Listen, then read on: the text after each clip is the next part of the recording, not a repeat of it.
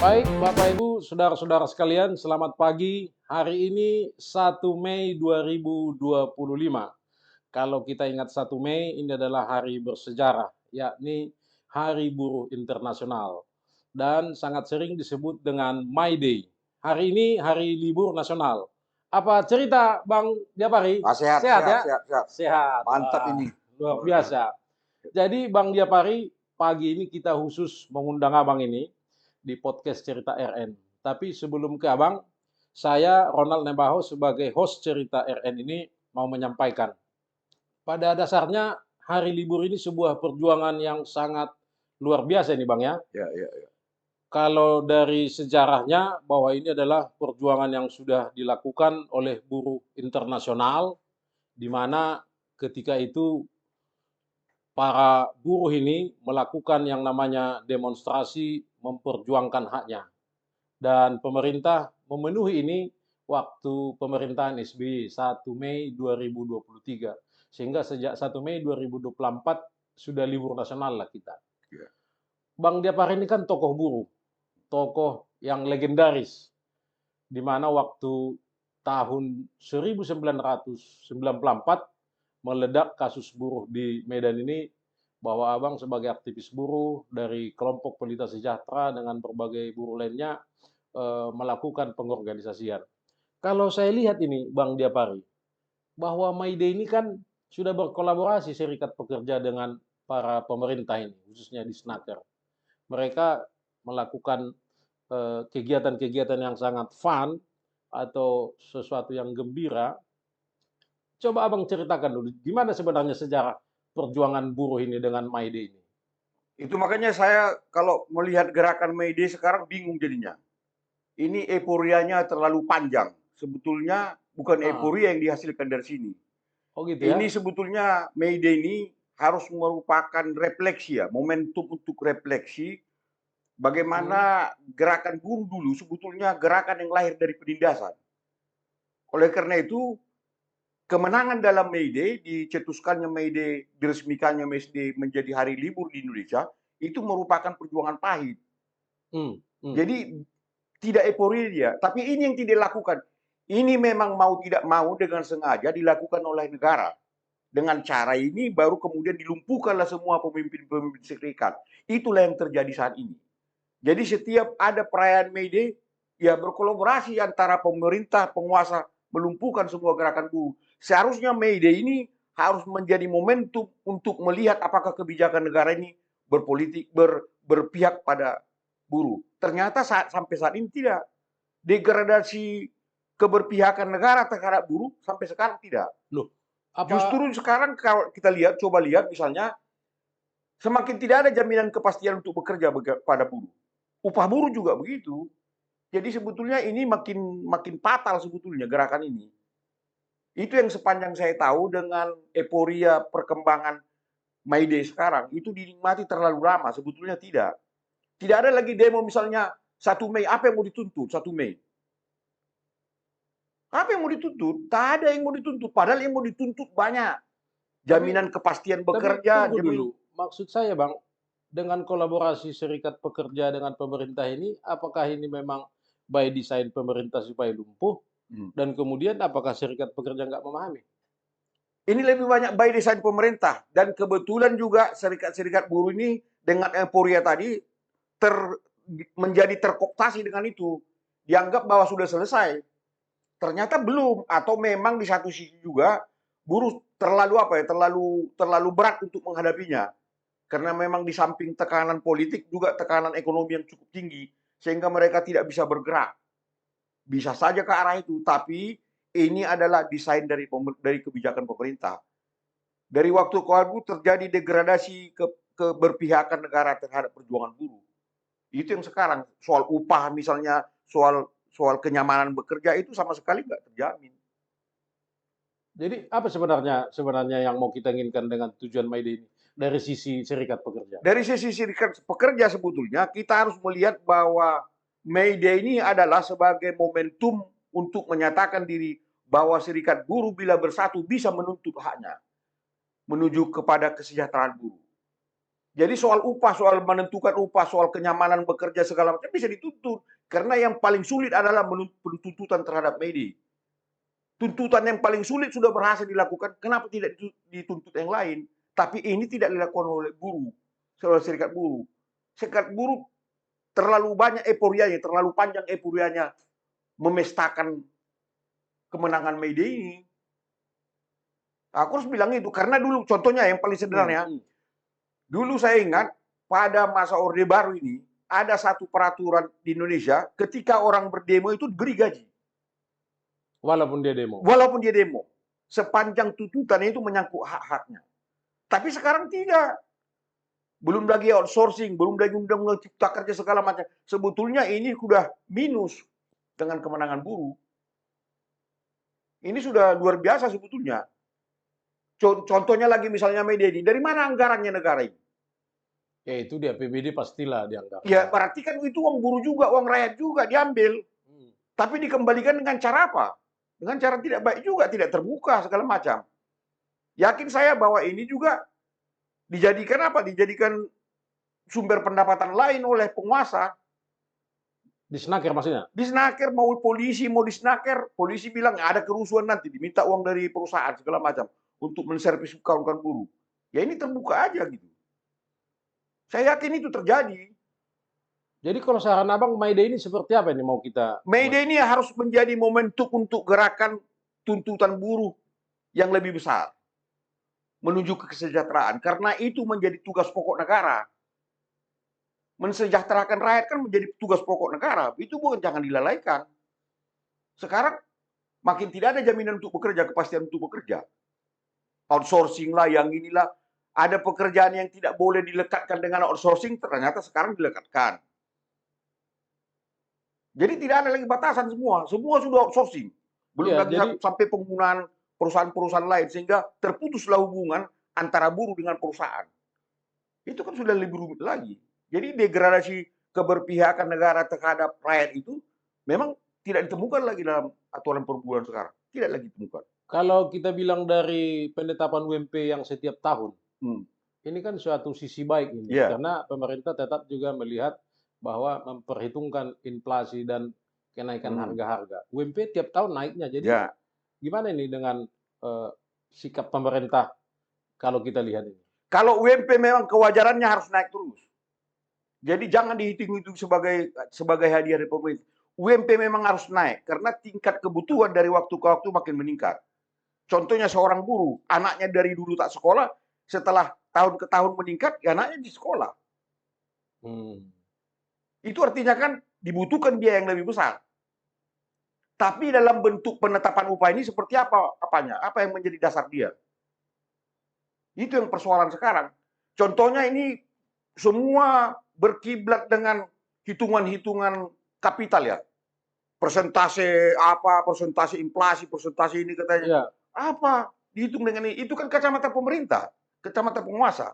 Tapi pernah nggak dihitung seperti apa jumlah uang yang diterima buruh dengan perjalanan hidupnya?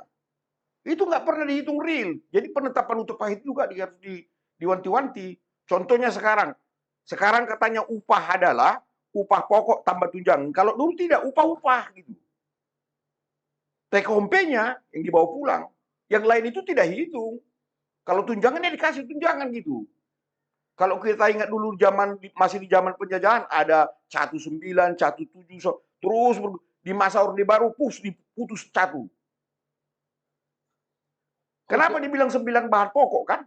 Sekarang bukan 9 pokok, satu bahan pokok hanya beras. Yang diaktifkan dengan 9 bahan pokok itu kan harus ditanggung negara terhadap buruh. 9 bahan pokok. 9 bahan pokok utama harus ditanggung oleh negara kepada buruh. Ternyata sekarang hanya beras. Beras pun bisa-bisa dikonversi dalam bentuk uang. Yang lama-lama setelah itu konversinya hilang. Gitu. Dihitung jadi masuk tunjangan apa gitu. Masuk tunjangan. Jadi hilang kebutuhan pokoknya. Tapi itu itu kebutuhan kan pokok. supaya membuat efisiensi kan. Sebenarnya kan samanya itu kalau beras hari ini katakanlah 17.000 1 kilo. Kan dihitung dengan kalau dikasih 10 kilo berarti 170.000 kan sama aja. Kalau awal penetapan upah itu hanya take home pay-nya. Yang dibawa pulang itu. Tidak ada perhitungan upah adalah upah pokok ditambah tunjangan. Tunjangan ini kewajiban. Ini tidak bagian dari upah. Orang bekerja harus makan dulu untuk melahirkan energi bisa menghasilkan barang sesuai yang ditargetkan. Jadi bayar dulu makannya, baru bisa bekerja. Upah kerjanya itulah upah. Itu produk yang dihasilkan, itulah kerja. Ya, Upah ya. kerja. Jadi kembali ke My Day dulu. Ini kan serikat pekerja ini kan makin rame nih. Dan kalau saya amati mereka agak gandrung ini kalau ada My Day ini. Karena ada lucky draw, ada pengobatan gratis, ada pembagian sembako. Memang kalau kita bilang desain, ya didesain. Nah, karena mungkin sudah jadi program pemerintah. Sesungguhnya kalau dari segi yang namanya My Day itu dimanfaatkan untuk menuntut hak kan bisa juga, Bang. Seharusnya iya. May Day adalah momentum untuk merefleksikan diri. Apakah perjuangan buruh itu sejauh mana keberhasilannya. Seharusnya itu May Day. Misalnya dalam penetapan upah untuk tahun berikut, itu May Day harus dirumuskan. Berapa besar. Dan itu harus diskusinya terus-menerus sehingga didapatkan bentuk upah yang sebenarnya pada tahun berikut. Tapi ternyata May Day enggak begitu. Itu hanya pesta. Dikasih servis, dikasih hadiah. Kalau dengan Dewan Pengupahan Daerah gimana menurut Abang sekarang? Kalau Dewan Pengupahan Daerah hanya persoalan bagaimana mensinergikan penghancuran gerakan buruh kok. Karena tak ada yang bisa dihasilkan di Dewan Pengupahan Daerah itu kan ada perwakilan buruh, perwakilan Disnaker, perwakilan pakar ekonomi untuk menghitung inflasi, kan lengkap itu secara unsur-unsurnya. Pertama, orang yang ditunjuk di situ kapasitasnya nggak tahu kita. Kalau dia bilang pemerintah, kapasitasnya apa? Kemudian dibikin pengusaha, baru dibikin serikat buruh dan baru dibikin akademisi. Akademisinya ini berpandangan apa? Ada Apindo, Asosiasi Pengusaha kan? Iya. Jadi lebih banyak kategorinya bagaimana itu dilumpuhkan Dewan Pengupahan. Sebetulnya gerakan buruh tidak boleh masuk ke hal-hal seperti itu. Dia harus di luar bertarung. Ya kalau nanti mereka menetapkan tidak sesuai dengan selera buruh kan jadi lebih sulit lagi. Ya demo. Kan demonstrasi itu adalah merupakan alat paling ampuh dari kan buruh. Ada istilah tripartit itu, Bang. Ada tripartit itu kan itulah dibikin. Kan ikut keterwakilan buruh itu. Iya, itu yang tadi dibikin segala upaya penjinakan dilakukan. Digabungkan dalam satu wadah. Tapi di wadah ini tidak ada keseimbangan. Masuk ke Dewan Pengupahan. Seakan-akan ini seimbang, ternyata tidak ada keseimbangan. Contohnya dari tripartit itu siapa? Di situ ada komponen pengusaha, ada birokrasi, ada akademisi. Yang dua ini berpihak kepada kapitalis, kepada kelompok kacamata pengusaha. Pemerintah dengan akademisi, jadi buruh bertarung sendiri, tapi dibikin dalam satu wadah. Tetap kalah buruh ya? Tetap kalah buruh, lalu dibikin keputusannya begini. Ya untuk apa? Jadi tripartit ini kalau ngambil keputusan 2-1 terus? Iya, 2-1 terus. Atau jangan-jangan serikat pekerjanya pun jadi join ke dalam jadi 3-0 ini? Bahkan dulu pengalaman kita pernah masuk ke Dewan Pengupahan. Kemudian ditanya, kita rapatnya di Bali dah katanya. Oh. Ada apa dengan itu rapat di Bali? Jalan-jalan ke Bali, ada apa dengan itu? Itu kan pelumpuhan. Berarti kalau My Day ini sebenarnya harus membangun kesadaran. Iya, membangun kesadaran. Jadi serikat pekerja dan buruhnya. Iya, lebih pada pembangunan kesadaran bahwa gerakan buruh itu harus terus-menerus dilakukan. Karena yang dihadapi adalah kelompok besar pemodal, penguasa uang dan kekuasaan. Oke. Ini agak sedikit ada hubungannya dengan soal dedikasi Abang dan ketokohan Abang. 94 itu kan pergerakan buruh sangat luar biasa, meledak dulu. Karena secara nasional dari Medan lah gerakan buruh. Akhirnya dulu demo di Medan itu luar biasa. Bagaimana sebenarnya bisa itu terjadi kalau kita kaitkan dengan kesadaran buruh? Karena memang luar biasa kah kesadaran serikat pekerja pada saat itu? Ini soal sedikit sejumput ini sejarah lah kisahnya. Ya. Jadi dulu dimulai dengan keprihatinan ketika saya sendiri terlibat di KSPPM. Ya. Bagaimana mengembangkan diakonia Kristen katanya. Kita coba melayani rakyat. Awalnya mendampingi kelompok kaki lima, kelompok gelandangan. Saya juga pernah dulu punya gubuk di pinggiran rel kereta api. Ada dulu gubuk saya di situ. Kemudian saya jalan-jalan ke daerah industri, saya temukan persoalan yang lebih signifikan terhadap kehidupan buruh. Kemudian perlahan-lahan saya ikut mendampingi. Dan sejak tahun 90 mulailah aktif. Jadi aktivitas ini berlangsung terus. Demo puncaknya 14 April 94 itu Ya. dilalui dengan demo yang terus-menerus. Itu kuncinya adalah kedekatan kita dengan basis. Ketika kita dekat dengan basis, memang luar biasa sebetulnya kekuatan buruh itu. Jadi jangan ragu sebetulnya. Kalau kita dekat dengan basis, kalau serikat buruh dekat dengan basis, kalau pengurus serikat buruh dekat dengan basis, tidak ada yang bisa melawan itu. Basis menentukan semua. Sebelum 94, saya mulai pacu demo sejak awal 93 terus. Tiap ini, zona 3 ini, Mabar, Belawan, Tanjung Binjai. Mabar Belawan, kemudian Tanjung Merawa, kemudian Medan Binjai. Itu terus melakukan demo terus. Sampai 94 awal meledak demo yang terus menerus. Itu rata-rata setiap minggu ada 3 industri yang demo. Harus demo 3. Dan ini menurut aturan mereka, menurut aturan basis. Kita harus bergiliran demo supaya menyatakan bahwa industri ini dimanapun wilayahnya memang sama. Sama keprihatinannya. Demo, ya mereka menentukan demonya. Dan tidak ada perundingan. Perundingan itu kalau kami sudah sadar baru berunding. Sebelum kami belum mengetahui apa pikiran Anda, kami tidak akan berunding. Jadi diminta dulu apa yang ada di pikiran pengusaha, baru berunding. Apa pikiranmu dengan kami begini? Kalau pikiranmu itu kami setujui, baru kita berunding. Kalau kami tidak setuju, kami tidak akan berunding. Jadi itu kekuatannya. Dan disitulah memang pemerintah kewalahan. Di situ menunjukkan bahwa potensi gerakan buruh itu bisa melumpuhkan semua. Iya, bisa. Kalau itu didukung basis. Jadi saya sangat prihatin sekarang. Maksud saya luar biasanya kesadaran serikat pekerja yang di basis itu memang karena keberhasilan tokoh-tokoh buruh dan serikat pekerjanya. Iya.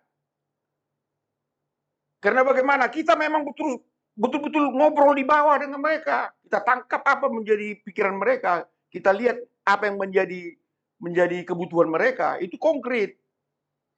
Kalau itu dikembangkan dan bisa kita mengemas dalam bentuk perlawanan, gak ada yang bisa melawan gerakan buruh. Yakin aku. Ini tumbang ini semua. Jadi kalau sekarang gimana Abang lihat serikat-serikat pekerja kita ini? Sekarang serikat pekerja kalau bicara pendampingan basis, diskusi rutin, nggak ada lagi. Dan kebetulan memang sekarang sudah titik nadir lah. Di kalangan buruh sendiri, tingkat kecurigaan dengan sesama serikat juga udah besar.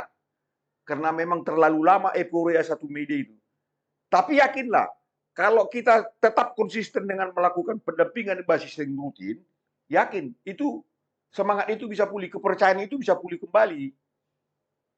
Sebab kesadaran itu sebetulnya ada, cuman bagaimana mengutarakan kesadaran itu, kesadaran bahwa mereka sebetulnya ditindas, itu tidak muncul karena memang tidak ada yang dianggap mampu memfasilitasi dan mau memfasilitasi.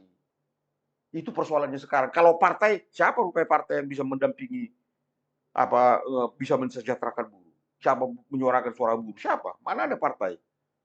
Oke Bang, soal pendampingan atau membangun kesadaran ini kan tidak terlepas dari kekuatan atau figur sentral. Kalau Abang bilang tadi dengan adanya KSPPM, tokoh-tokoh gereja, kalau saya lihat dulu, saya ikuti perkembangannya kan ada dulu mantan Eporus almarhum S.A. Nababan, dari PDI ada Sabam Sirait, kemudian yang getol memperjuangkan gerakan buruh almarhum Mukhtar Pakpahan. Tokoh-tokoh yang ini, apakah memang punya kekuatan tersendiri dulu menyadarkan gerakan buruh ini? Kalau diartikan sebagai tokoh-tokoh yang terhubung dengan politik, saya kira itu lebih pada soal keadaan pada masa itu, di mana memang semua organisasi rakyat ini harus tunduk kepada negara. Ya. Bahkan sampai HKBP pun harus diproyeksikan seperti itu. Jadi tokoh-tokoh di HKBP itu kemudian membentuk satu kelompok yang mana mulai menyikapi ini dengan kritis. Ternyata kesadaran akan hal ini tidak lagi hanya terbatas pada soal pelayanan gereja, tapi Hmm. bagaimana mengembangkan diakonia. Jadi pelayanan terhadap pengembangan buruh juga itu diakonia Hmm. gereja. Itu masalah. Jadi bukan terikat pada satu tokoh. Walaupun pada akhirnya kita misalnya secara langsung berkolaborasi dengan Mukhtar misalnya dalam Ya, gerakan ini. Ya, dengan Asmara juga ketika dia di Komnas, ya. ya, Tapi dia sebagai tokoh, bukan sebagai orang HKBP. ya, ya. Nah, tapi dia Oke. HKBP dan itu dirumuskan di situ. Dan itu bagian dari pelayanan dari diakoni HKBP. Itu yang menjadi rumusannya. Kalau kita bilang rumusan selama ini, abang kan juga Parhalado ini. Hmm. Gimana abang lihat kalau gerakan diakonia ini sudah harus apa namanya eksodus atau keluar gitu supaya memang membangun kesadaran ya di luar gereja lah. Ini efektif nggak ini soal bagaimana membangun kesadaran buruh ini? Sebetulnya kalau mau HKBP ini berkembang dan mau menubuatkan satu prestasi gemilang terhadap pelayanan rakyat, ini harus disikapi dengan tegas. Dan itu harus keluar semacam komitmen bahwa HKBP harus main di situ, di area itu. Pendampingan rakyat. Itu harus betul-betul. Karena itu juga diakonia. Contohnya HKBP kan hidup. Ini kan jemaat HKBP ini banyak, beragam ini sekarang pekerjaannya. Ada yang pedagang kaki lima, ada yang pedagang di pasar pagi, ada yang buruh, dan banyak juga aktivitas lain. HKBP Iya, harus iya. memberikan perhatian. Kalau mau HKBP ini berkembang, itu harus diperbaiki. Buka aja satu unit pelayanan ke situ. Kenapa rupanya? Apa masalahnya? Kalau di Medan ini misalnya perlu segmen di area perburuan lah Iya, ya, buruh kota ya. misalnya kita lihat misalnya gerejanya mana? Misalnya gereja ini lebih banyak luasnya misalnya pedagang-pedagang di pasar pagi. Ya buka pelayanan ke situ. Benar, Ya benar. jangan ragu. Ya. Apa yang dimaksudkan diakonia itu diakonia. Jemaatnya itu dilayani gitu. Kalau jemaatnya kuat dan berhasil bangkit ekonominya, HKBP ini jangan bicara uang. Sederhana, dia akan menyumbangkan itu. Orang dia dikembangkan oleh pelayanan HKBP. Apa masalahnya? Jadi ini masih ragu-ragu. Kadang gini ragu. Lebih banyak saya kira ini juga ada juga imbas dari tekanan politik ya bagi petinggi-petinggi. Saya nggak tahu soal itu ya. Hmm, hmm. Tapi aku lihat masih gitu. Keraguan itu masih berlatar belakangkan itu. Kalau keraguan berdasarkan fakta sebetulnya tidak ada keraguan karena luasnya HKBP itu banyak menjadi pedagang. Kelompok bawah itu Banyak buruh ya banyak buruh. di kawasan industri Medan, Di Tanjung kawasan Rawa. industri semua rata-rata buruh. HKBP yang berada misalnya di kawasan industri rata-rata buruh. Yang berada di kawasan pasar misalnya kayak Simpang Limun apa Persawaran itu pedagang Sambung. kaki lima, Iya, iya. pekerja-pekerja serabutan. Kenapa nggak difasilitasi? Nah, cuman kalau kita balik soal gerakan buruh yang sudah mulai lemah ini, Hmm. abang kan sudah punya pengalaman internasional ini. Hmm. Dengan serikat buruh internasional gimana sekarang? Gerakan buruh ini secara internasional pun dilumpuhkan Oleh oleh kapital ini, oleh para pemodal. Sekarang gerakan buruh internasional terpecah dua. Yang ku tahu ya, kalau dulu ada yang berpusat di Den Haag atau di mana itu, sekarang ada yang di Turki. Isunya pun macam-macam.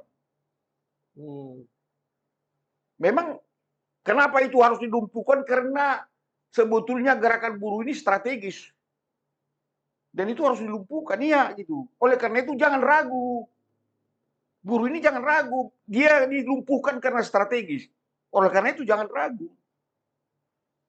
cuman kan dengan era digital sekarang adanya AI Hmm. bahwa katanya bahwa tenaga kerja dan buruh itu sudah semakin berkurang dengan munculnya teknologi ini, memang sangat sangat masuk akal ini bagaimana para pemodal, para kapital ini supaya memang bisa meninabobokan gerakan buruh ini karena sudah akan bisa menggunakan teknologi. Itu bentuk ancaman. Tapi ancaman itu tidak akan bisa berhasil kalau buruh bersatu.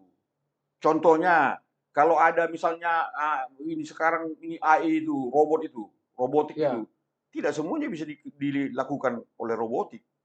Butuh manusia. Pertanyaannya, kalau dia bikin robotik, bagaimana kompensasinya dengan manusia? harus jauh lebih besar.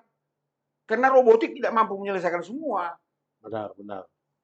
Persoalannya kan di situ. Iya. Jadi ini kan kita nggak melihat macam mana basis percakapannya gitu. Kalau kita mau hadapi robotik, oke, sekarang tuntutan 10. Setelah penggunaan robotik, tuntutan harus 50.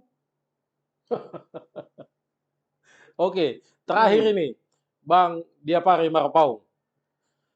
Pemerintahan Prabowo ini kalau saya lihat dekat dengan serikat pekerja ini. Gimana Abang lihat ini pemerintahan sekarang menyikapi atau keberpihakannya dengan buruh atau katakanlah kesejahteraan buruh? Kalau fenomenanya sekarang misalnya dengan adanya Partai Buruh, memang relatif lebih dekat katanya. Ya. Tapi pengertian lebih dekat ini, saya ragu dengan tingkat komitmen perumusan berbagai aturan. Justru sekarang degradasi terhadap kesejahteraan buruh itu makin parah. Belum lagi undang-undang yang terakhir Cipta Kerja ini. Itu lebih parah lagi. Sama sekali tidak ada jaminan. Sama sekali buruh ini dilepas dari apanya? Dari perlawanannya. Sekarang serikat buruh berhadapan dengan PJTKI. Perusahaan jasa tenaga kerja ini. Ya. Jadi ketika ada konflik dengan industri, serikat buruh susah masuk. Karena yang mewakili PJTKI. Kami tidak merekrut buruh, yang merekrut PJTKI. Kami hanya mempekerjakan orang. Secara hukum ya. Jadi dia ilegalisasinya itu dilindungi oleh hukum dan sah. Itulah. Tapi hubungan buruh sebetulnya bukan hubungan itu, hubungan kerja gitu, bukan. Itu sekarang yang ada. Faktanya itu sekarang. Belum lagi sekarang misalnya Satpam, itu dikaitkan dengan pelatihan oleh polisi. Ya sekarang polisi jadi agen tenaga kerja juga. Dibikin latihan, lalu ini, apa yang mau dilatih dengan Satpam? Dilatih menembak, teh kucing. Mana ada latih menembak? Polisi, itu sekarang lahan polisi menghasilkan uang. Nakut-nakuti perusahaan, nggak ku bikin satpam di sini, kena. Apa? Jadi lebih banyak pemerasan sebetulnya yang lahir dari produk ini. Jadi biaya cost dari perusahaan ini lebih banyak. Ya ini soal birokrasi, perizinan segala macam ini. Bukan soal upah buruh, bukan. Soal premanisme. Masih banyak ya? Masih banyak. Saya kira mayoritas semua besarnya kos perusahaan itu dilahirkan oleh birokrasi yang rumit, keterlibatan polisi terakhir ini. Jadi Mayday ini sebenarnya harus refleksi ulang. Harus refleksi ulang. Ini sebetulnya harus, ini harus semacam apalah. Ini sudah titik nadir. Buruh itu harus sadar lah. Oke. Kalau tidak ada. Bang Diapari Marpaung. Saudara-saudara, Bapak Ibu, Mayday ini harus bisa kita sikapi. Itu apa yang disampaikan oleh Bang Diapari Marpaung.